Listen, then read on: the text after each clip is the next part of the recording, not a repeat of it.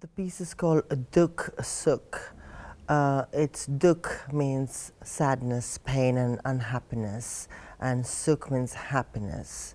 And I use the unhappiness element first because that is the main crust of the piece. It is taken from a tale of course, Hindu mythology, and where one of these wives is basically lost in a bet in the kingdom. So all the 5 Maharajas who share this one wife, they lose her. And then the opposition works towards her, but the wife is absolutely gutted that she's actually used as a commodity. And so she goes through a lot of trauma and pain, and that is basically mainly shown in the piece, how it is related and how she becomes a social taboo kind of thing, because then she is in a position where the opposition party harasses her physically, and where she's protected by Lord Krishna. So taken those elements to spark off the piece. When she is twirling around and seeking help after going through all the trauma, all she thinks is of Lord Krishna, and Lord Krishna is like a brother to her, and he protects her.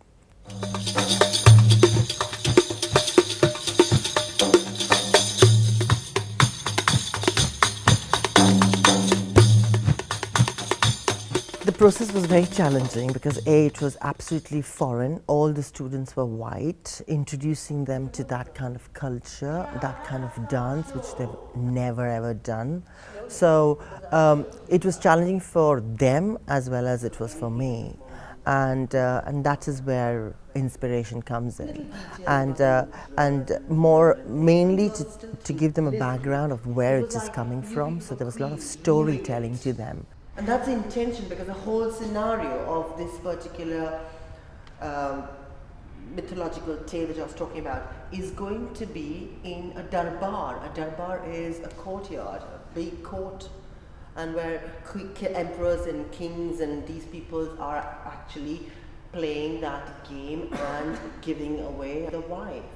The music helped a lot as well. The music which I've used is very tablaish and dholish, and it has got loads of sitar, which has got loads of emotions. So at the end, I was just slicing and feeding in the emotions of the pain which she was going through.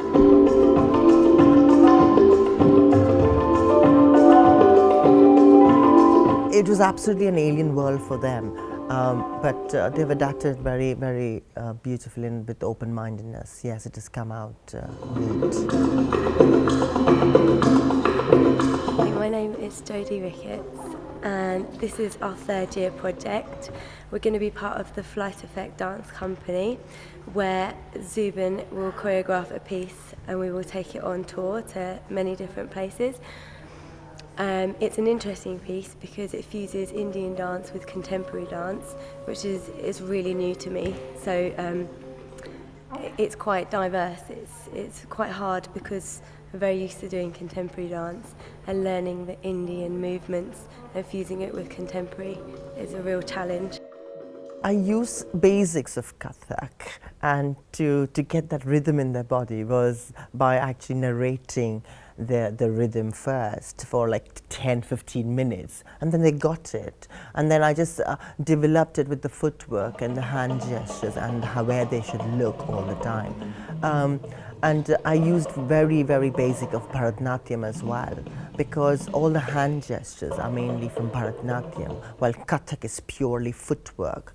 But there was all, because there was room for that, and because these sorts of dances were very godly dances initially, all these Indian classical forms, and they were all performed in palaces and courtyards. So it was good to give that flavor to them. It becomes contemporary when it becomes their own, and when they own it, and when they create it and reform it and change it and variate it. It is their piece, not mine.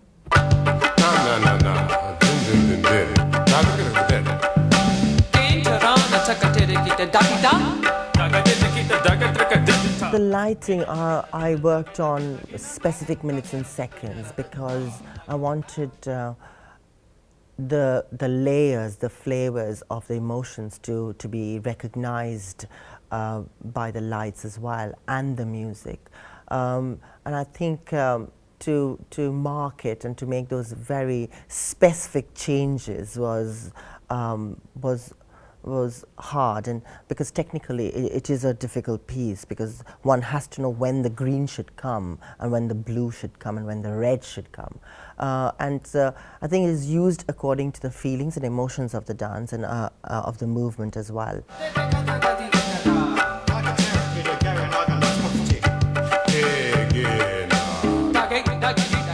Costumes, I just thought simple is better, because simple and effective. So we just thought of using these zari borders, which we got from India, very luckily.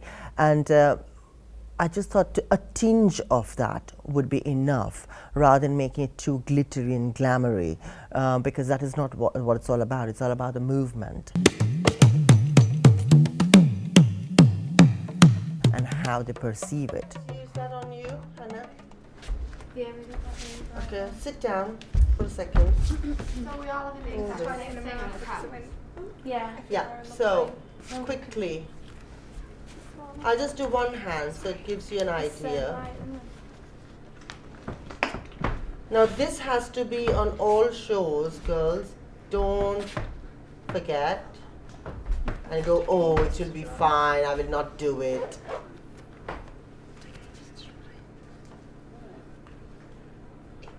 Go back, Hannah, and just show.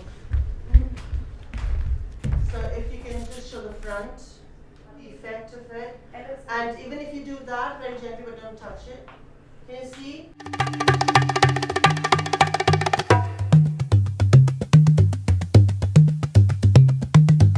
There is very slight sense of eroticism, because is the courtyards, it's full of maharajas, all those males, and those beautiful apsaras which hang around and swirl around, and princesses. Apsaras are full of curves and beauty. It's all about symbolizing how the palaces are decorated as well, but not exactly as we would clearly say erotic. It's not that. Yes, because it is performed by all women and all girls, I think it's strange how audience would perceive it and see it, because they would get different ideologies out of it.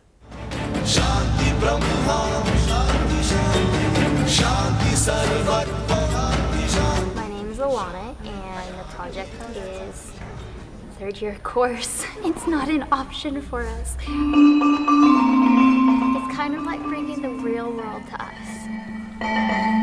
Touring is like we're in charge of everything, so we're in charge of publicity and the front of house and scheduling and all kinds of things. So we have to be professional.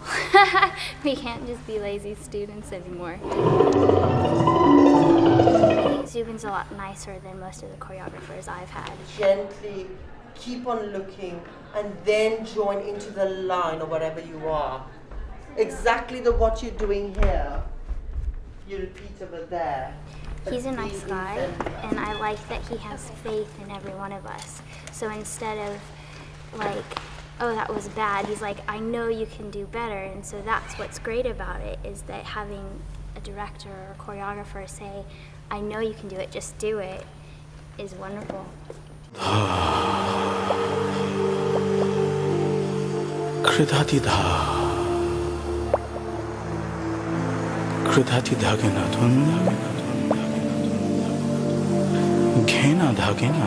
The best part about these students was they were listening, and then they were actually applying that. And that's very important, because sometimes one can listen and not apply. And they were listening and applying it and really making it happen for themselves.